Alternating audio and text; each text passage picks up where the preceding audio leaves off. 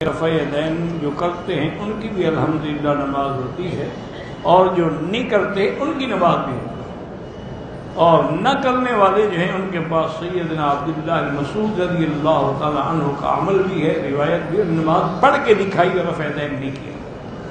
اور اسی طرح یہ بھی ثابت ہے کہ حضرت ابو بکر بھی نہیں کرتے تھے، حضرت عمر بھی نہیں کرتے تھے، حضرت عثمان بھی نہیں کرتے، اور جو حضرات کرتے ہیں ان کے پاس سب سے بڑی حدیث جو ہے وہ حضرت عبداللہ بن عمر کی ہے، لیکن حضرت عبداللہ بن عمر خود بھی نہیں کرتے۔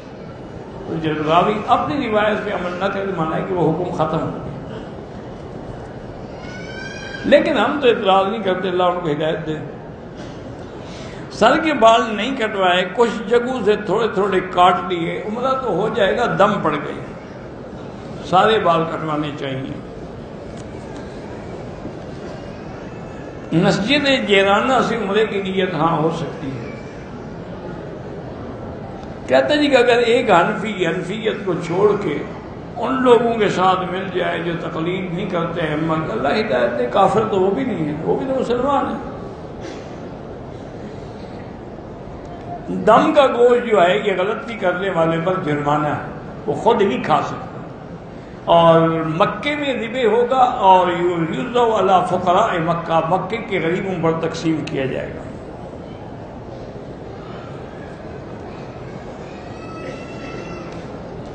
سرکاری ادارے میں ملازم ہوں جہاں پر لڑکیوں کی تعلیم ہوتی ہے، وہاں پر بے پردگی رہتی ہے، اپنی طرف سے کوشش کرو، اور کیا ہو سکتا، اپنی طرف سے ہر ممکن بچنے کی کوشش کرو۔ سب سے بڑی چیز یہ ہے کہ اپنی نظر نیچے رکھو۔ میرے بچہ بیمار ہے، اللہ اس کو شفا عطا فرمائے۔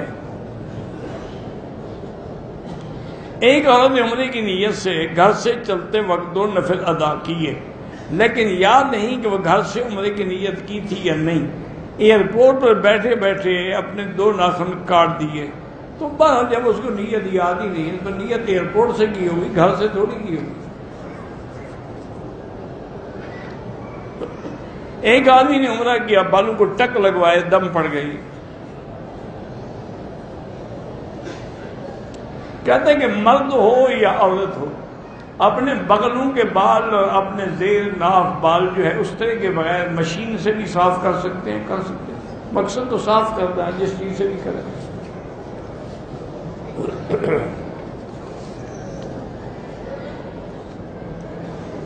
اکثر معتمر احرام باندھے باقی تمام ارکان ادا کرنے کے بعد احرام کی حالت میں ایک دوسرے کے بال کاٹ رہے ہوتے ہیں، کوئی حرج نہیں، جائز ہے۔ کل میں اور میری بیوی الفاظ سے عمرہ ہو کر آئے، مطاف میں بیوی بچھڑ کے گم ہو گیا۔ ہوٹل میں ان سے پوچھا تو کہنے لگی کہ میں طواف مکمل کیا لیکن صفا مروہ نہیں کیا، تو نہیں کیا، دم واجب ہو گئی۔ اس کو لے جاتی، اسی وقت صفا مروہ کروا دیتے، بس مشکل کیا تھی۔ میری بیوی مدینے سے مکے کی نیت سے عمرے کی ادائیگی کے لیے احرام باندھ راستے میں بیمار ہو گئی، ہاسپٹل میں داخل ہے۔ بہرحال اللہ اس کو شفا دے، جب شفا ہو جائے تو عمرہ بھی کرے اور ایک دم بھی ادا کرے۔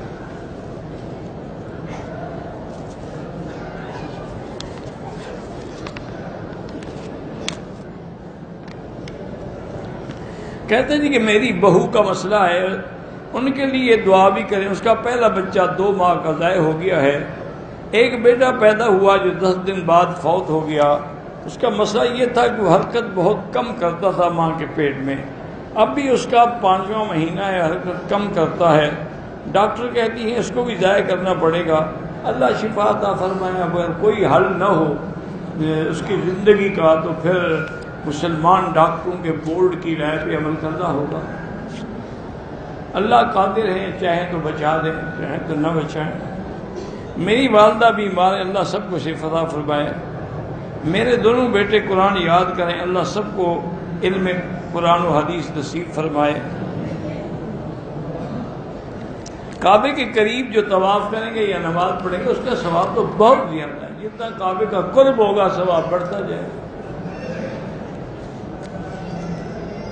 میں نے طواف ختم کیا لیکن 2 رکعت نہیں پڑھے، اب بھی پڑھ سکتے ہو، عشاء کے بعد بھی پڑھ سکتے ہو، کوئی بات، یہاں بھی پڑھ سکتے ہو، مقام ابراہیم کے جانا ضروری نہیں ہے۔ مکہ شریف میں ہم 1 ہفتہ رہیں گے، فرض نماز پڑھنے کے بعد مسافر کے لیے سنت معاف ہے، لیکن اگر پڑھو تو بڑی اچھی بات ہے، ثواب ملے گا، اور پھر آپ تو چند دن کے لیے آئے، پھر آپ کو مکہ مدینہ خدا جانے کب نصیب ہوگا۔ زندہ انسان کے لیے دعا کریں عمرہ نہیں۔ میری نانی بیمار ہیں، اللہ پاک نے اگر ان کے لیے شفا لکھی ہے شفا عطا فرمائیں، اگر ان کی موت ہے تو خاتمہ ایمان پہ فرمائیں۔ کہ مجھے کھانسی کی تکلیف ہے، ڈاکٹر سے جا کے رجوع کریں۔ نماز کے دوران ہم دعائیں پڑھ سکتے ہیں سجدے میں، لیکن وہ دعائیں جو حدیث میں ثابت ہیں حضور سے۔ حضرت ابو سفیان ایمان لائے تھے، بالکل ایمان لائے تھے، فتح مکہ کے موقع پر مسلمان ہوئے، رضی اللہ تعالی عنہ ارضاہ، حضور کے چچا تھے، اور پھر ایمان لانے کے بعد وہ اتنے ماشاءاللہ بہادر تھے کہ جب جنگ حنین میں تمام صحابہ کے پاؤں اکھڑ گئے نا، ان نے حضور کا ساتھ نہیں چھوڑا، وہ بالکل حضور کے ساتھ کھڑے رہے۔ تینوں کی برسات ہو رہی، کہتے ہیں کہ جی جب براق حضرت جبریل سے بھاگ تو نہیں سکتی تھی، پھر بھاگنے کی کیا ضرورت تھی، تمہارے جیسے لوگوں سے خطرہ ہوگا کہ چوری کا کر دیں۔ اللہ کے بندے یہ مسئلہ سکھایا جاتا ہے کہ اونٹ کے گھٹنے بھی باندھو اور پھر توکل بھی کرو، بندہ براق نہیں باندھ، وہ تمہیں مسئلہ سمجھایا کہ بھی اپنی چیز کو باندھو پھر توکل اللہ پہ کرو۔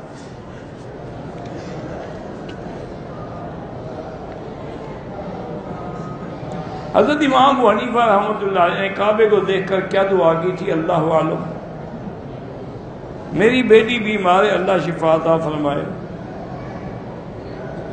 جنت میں کس رنگ کے پتہ نہیں کہ پرندے ہر کس رنگ کے ہوں گے، پتہ نہیں کیا مطلب ہے۔ براق کی قدر کا مطلب نہیں بتایا، یعنی کہ گدھا سے بڑی تھی، بغلہ سے چھوٹی تھی۔ معراج کے وقت حضور نے کئی مقامات میں 2 رکعت پڑھی ہیں۔ وقت معراج تمام انبیاء استقبال حضور کے لیے اکٹھے تھے، اور اللہ نے تمام انبیاء سے عہد لیا تھا، اخذ اللہ میثاق النبیین، تمام پیغمبروں سے عہد لیا تھا کہ جب میرا نبی آئے تو تؤمن النبی، تم ایمان لے آنا اور اس کی مدد کرنا۔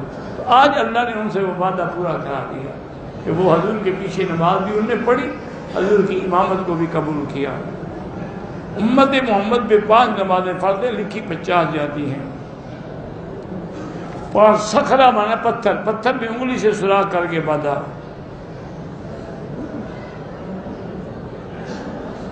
وہ کون آدمی ہے جسے مسکرایا نہیں، وہ خادم جہنم تھا۔ ابھی بتایا ہے کہ موسیٰ علیہ السلام گندم رنگین تھے اور عیسیٰ علیہ السلام کا رنگ جو ہے سرخی مائل تھا۔ میرا بھائی بیمار ہے، اللہ شفا فرمائے،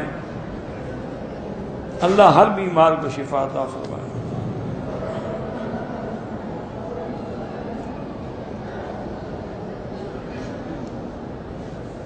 پتہ نہیں کیا کہتے کہ مدینہ منورہ میں دیکھا مغز بھی ملتے ہیں، پوچھا تو کہتے انڈیا سے آتے ہیں۔ بہرحال اللہ عالم، مجھے جب پتہ نہیں تو میں کیا بتاؤں۔ پاکستان سے ایک جماعت ڈنمارک گئی، خصوصی ملاقات کے لیے مرغی کے ذبح خانے میں گئے، مرغی ذبح کر رہے ہیں۔ ان سے کہا اللہ کہ آپ اللہ کا کتنا ذکر کریں، ہر مرغی کے ذبح پر بسم اللہ اللہ کو پڑھتے ہیں۔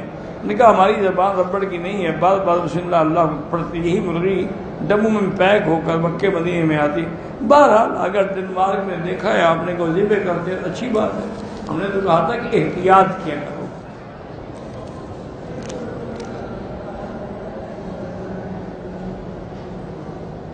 اگر کوئی آدمی عمرے پہ آیا اپنے ساتھ سامان بھی لے آیا کہ میں بیچوں گا، کوئی حرج نہیں۔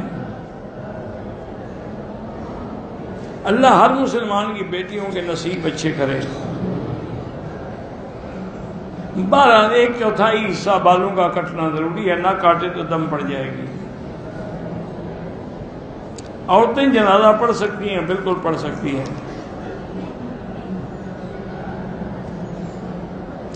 کوئی ایک آدمی جو لوگوں کو اکٹھا کر کے ایک ایجنٹ کو دیتا ہے عمرے کے لیے، اور پھر اپنا عمرہ اسی سے کرتا ہے، بہرحال یہ کمیشن سے نہ کریں تو بہتر ہے۔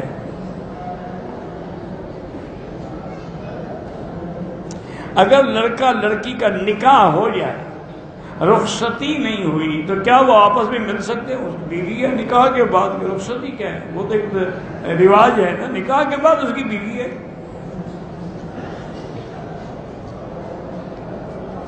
روزانہ 3 دفعہ سورۃ الرحمن پڑھیں رشتے کے لیے۔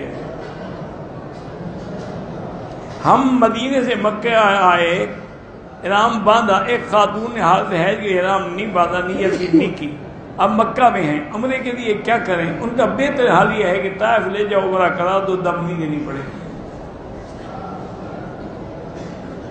میرے والے بال کر اللہ تبارک و تعالیٰ مسلمانوں کے رزق و مال میں برکت عطا فرمائے۔ مدینے سے مکہ 16 دن کے بعد کا جہاد کا ٹکٹ ایسے مقیم ہو گیا تو بالکل آپ مقیم ہیں، طائف جائیں، عمرہ کرنا ہوگا۔ اللہ سب کو علم نافع عطا فرمائے۔ میرے والد ڈاکٹر خالد مالدے میں کام کرتے تھے، وہ پیشہ ور غوطہ خور تھے۔ 10 مئی کو وہ تیرنے دریا میں کہ طوفان اور بارش ہو رہی تھی، میری ماں ان کے ساتھ تھی جو ساحل پر ان کا انتظار کر رہی تھی۔ میری ماں نے ان کو سمندر میں جاتے ہوئے دیکھا اور جب وہ آدھے گھنٹے تک واپس نہ آئے تو ان لوگوں سے مدد لی۔ مالدے پولیس نے ان کو ہیلی کاپٹر اور دوسرے ڈھونڈنے کی کوشش کی 15 دن تک۔ اس حادثے کو 4 سال گزر چکے، کوئی خبر نہیں ہے، پر ان کے لیے مغفرت کی دعا کریں، اور کیا معنی یہی ہے کہ فوت ہو گئے۔ زندہ لوگوں کے لیے طواف عمرہ نہیں، دعا کریں۔ میری اہلیہ اور والدہ بیمار رہتی ہیں، اللہ شفا عطا فرمائے۔ حالت احرام میں غسل کر لے، کوئی دم نہیں پڑتا۔ گھر والوں نے نفل نیت عمرے کی پاکستان سے کی، لیکن احرام جدہ ایئرپورٹ پہ باندھا گیا، اگر نیت وہاں سے کر کے آئیں دم نہیں ہے۔ عورت کا احرام ہوتا ہی کوئی نہیں۔ صفا مروہ نہ کرنے کی صورت میں دم کا معنی ہے کہ بکری منڈی پہ جا کے ذبح کریں۔ عمرے کے بغیر صفا مروہ نہیں دوڑی جاتی، صفا مروہ حج میں یا عمرے میں ہوتی۔ اللہ نے فرمایا من حج او اعتمر فلا جناح علیہ ان یطوف بہما، اس کے علاوہ صفا مروہ نہیں دوڑی جاتی۔ واللہ اعلم۔ اللہم صلی علی سیدنا محمد وبارک وسلم۔ ربنا تقبل منا انك انت السميع العليم وتب علينا انك انت التواب الرحيم۔ اللهم فرج هم المهمومين، نفس كرب المكروبين، واقض الدين عن المدينين، واشفنا واشف مرضانا ومرضى المسلمين۔ یا اللہ بیماروں کو شفا عطا فرما، یا اللہ بیماروں کو شفا عطا فرما، یا اللہ بیماروں کو شفا عطا فرما، یا اللہ بے حیاؤں کو حیا عطا فرما، بے اولادوں کو اولاد صالح عطا فرما، جن کے گھروں میں بچیاں ہیں ان کے رشتے آسان فرما، بے روزگاروں کو روزگار عطا فرما، قرض داروں کے قرض عطا فرما، جن کا رزق تنگ ہے ان کے رزق میں برکتیں عطا فرما۔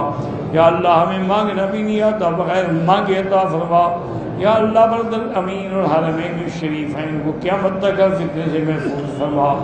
یا الہ العالمین، مسلمان فلسطین میں ہیں، کشمیر میں ہیں، عرب میں ہیں، عجم میں ہیں، افغان میں ہیں، ان کی جان مال آبرو عزت کی حفاظت فرما۔ ربنا آتنا فی الدنیا حسنۃ وفی الآخرۃ حسنۃ وقنا عذاب النار۔ صلی اللہ تعالی علی خیر خلقہ سیدنا محمد وعلی آلہ وصحبہ اجمعین۔